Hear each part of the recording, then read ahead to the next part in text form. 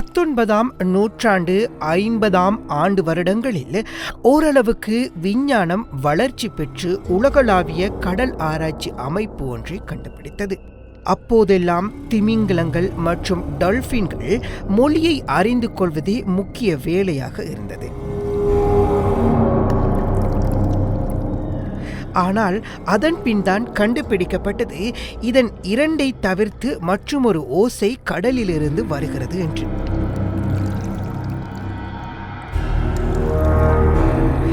வித்தியாசம் ஒரு பக்கம், என்னவாக இருக்கும் என்ற ஆர்வம் மறுபக்கம்.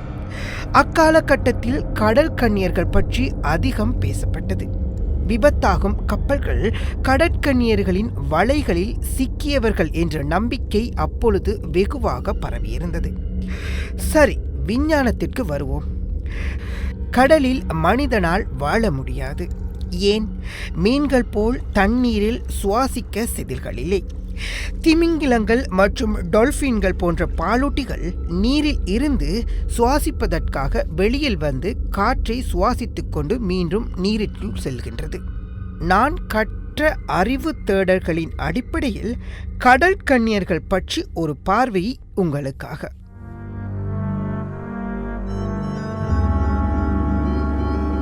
அண்மை காலமாக இணையதளங்களில் கடற்கன்னியர்கள் பற்றி படங்களும் வீடியோக்களும் அதிகமாக பகிரப்படுவதை காண முடிகிறது.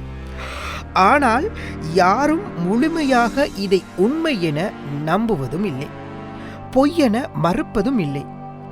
இதற்கு கடலியல் அறிவு தெளிவற்ற தன்மையும் கலாச்சாரம் ரீதியான பின்னணியும் இருக்கிறது.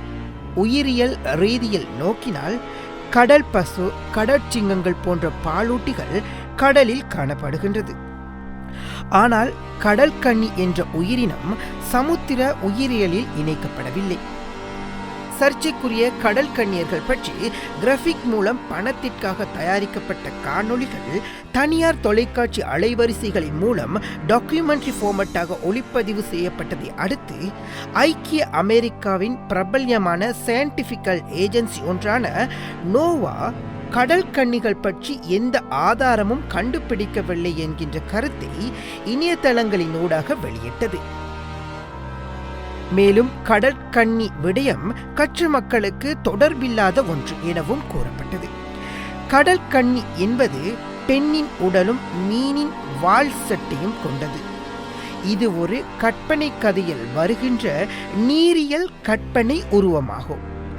ஆசிய, ஆபிரிக்க, ஐரோப்பிய உட்பட்ட உலகளாவிய ரீதியில் பல்வேறு கலாச்சாரங்களிலும் இந்த கடற்கன்னி உருவம் ஊடுருவியுள்ளது.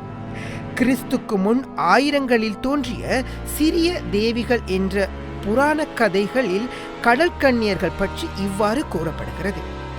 சிரியன் தேவி நீரில் பாய்ந்து திரும்பி வரும் பொழுது ஒரு மீனாக மாறினாள். ஆனால் அவளின் அழகு மாறவில்லை. ஆனால் மீன் போன்ற வால் செட்டை இருந்தது. அதைத் தொடர்ந்துதான் மேலும் பல கதைகளிலும் கடற்கன்னி உரு இடம் பிடித்துள்ளது.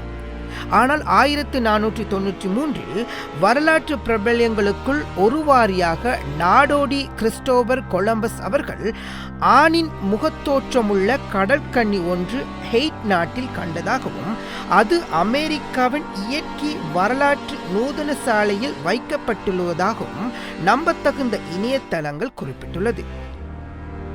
ஆனால் சில தேடல்களின் அடிப்படையில் பார்க்கின்ற பொழுது அது கடற்கன்னி அல்லது மெரிட்மெனாக இருக்கலாம் என நம்பப்படுகிறது. ஆகவே விஞ்ஞான ரீதியில் கடற்கன்னிகள் பற்றி எந்த ஆதாரங்களும் இல்லை.